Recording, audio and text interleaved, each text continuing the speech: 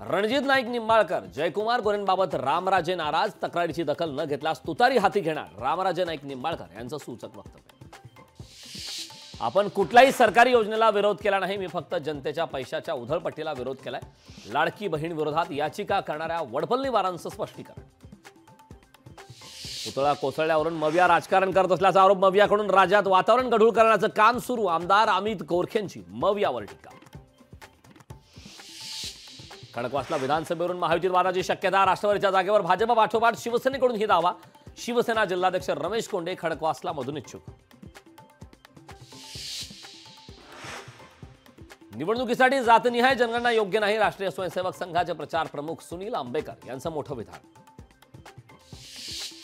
कोल्हापूरमध्ये शरद पवारांचा भाजपला मोठा धक्का, समरजित घाडगेंचा 3 सप्टेंबरला राष्ट्रवादी शरद पवार पक्षामध्ये पक्षप्रवेश, भाजपच्या 18 माजी नगरसेवकी पक्षप्रवेश करणार। राहुल गांधी 5 सप्टेंबरला नांदेड दौऱ्यावर, राहुल गांधी वसंत चव्हाण यांच्या कुटुंबियांची घेणार भेट, राहुल गांधींसोबत नाना पटोलेही राहणार उपस्थित।